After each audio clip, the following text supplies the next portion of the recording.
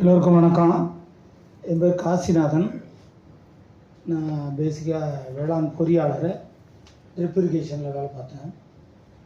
அடுத்தது இந்த கிராஸ் ரூட்னு சொல்கிறாங்கல்ல, அதில் இருக்கக்கூடிய அந்த உணவு, உடுக்க உடை, இருக்க இடம்னு கொடுக்கக்கூடிய அந்த அமைப்பு சாரா கட்டுமான தொழிலாளர்கள் மத்தியில் ஒரு 45 வருஷமாக அந்த சட்டம் திட்டம், அந்த 82 பேர், ஒரு குலசேகரம், பொன்குமார், கீதா அம்மா போன்றவங்களாம் நாங்களாம் சேர்ந்து அதுக்காக பாடுபட்டோம். அப்போ அந்த கிராஸ் ரூட்டுங்கிறது என்னென்னா, அடித்தள மக்களை அவங்களையும் மேலே கொண்டு வரணும். உதாரணத்துக்கு கேரளாவில் இப்போ வந்து ஒரு 65,000 குடும்பங்களை வறுமையிலேருந்து மீட்டு எடுத்துருக்குன்னு பத்திரிக்கை. அப்போ நம்மக்கிட்ட இந்த அடித்தள மக்களாகிய இந்த உற்பத்தியில் இருக்கக்கூடிய கூலி தொழிலாளர்களுடைய மேம்பாட்டுக்காக பாடுபடக்கூடிய தொழிற்சங்கங்களும் தொண்டு நிறுவனமும் இணைந்து செய்யணும். இப்போ கூடுதலாக நம்ம தேசிய அளவில் ஒருங்கிணைச்சிருக்கிறதுக்கு அம்மா வந்திருக்காங்க, பாராட்டுகள்.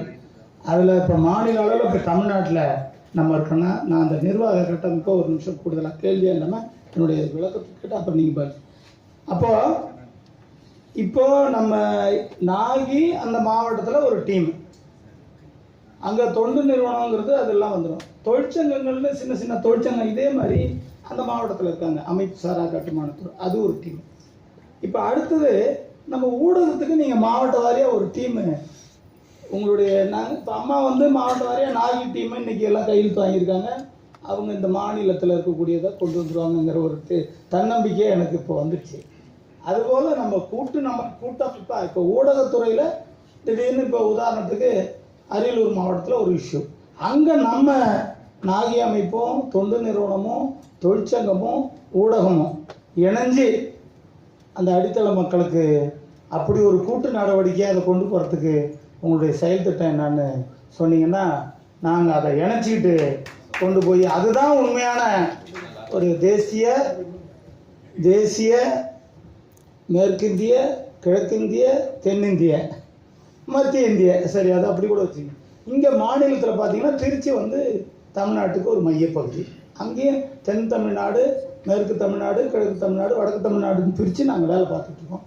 அதுபோல் தேசிய, மாநில, அதுக்குட்பட்ட மாவட்ட அளவில் இருக்கக்கூடியவங்களுக்கு ஒருங்கிணைப்பு மட்டும்தான் அந்த கீழ் மக்களுக்கு போகுங்கிற ஒரு நம்பிக்கை இருக்குது. அதுக்கு உங்களுடைய தேசிய தலைவராக இருக்கக்கூடிய அம்மாவும், நீங்கள் ஊடகத்தில் தேசிய தலைவராக இருக்க நீங்களும் நாங்களும் அந்த மாநில அளவில் தான் இப்போ எங்களால் பண்ண முடியும். இப்போ இனிமேல் 65 வயசு ஆகிடுச்சு, ஓரளவுக்கு நாங்கள் மாநில அளவில் எங்களால் ஒருங்கிணைக்கிறதுக்கு வாய்ப்பு இருக்குது. அதுக்கான செயல் திட்டத்தை நீங்கள் சொல்லுவீங்கன்னு நான் என்னுடைய கேள்வி. நன்றி. இந்த மேடைக்கு ஏறும்போது அண்ணன் கூட பேசிகிட்டு இருந்தோம், நிறைய விஷயங்களை விவரமாக பேசினார். நிறைய நல்ல சித்தாந்தவாதி, சிந்தனைவாதி அவர்.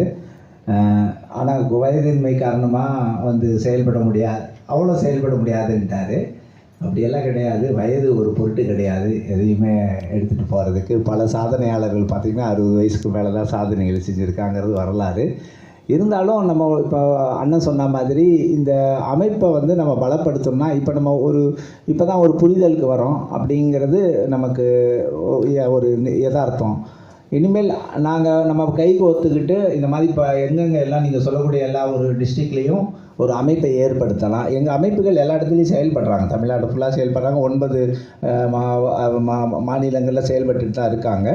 இருந்தாலும் தமிழ்நாட்டில் கான்சன்ட்ரேட் பண்ணிவிட்டு எங்களுடைய அமைப்புகளோடு அங்கே நீங்கள் டைப் வச்சுக்கிட்டு பண்ணலாம். பண்ணனா நீங்கள் சொல்லக்கூடிய விஷயங்கள் கண்டிப்பாக சக்ஸஸ்ஃபுல்லாக ஆகும். நன்றி.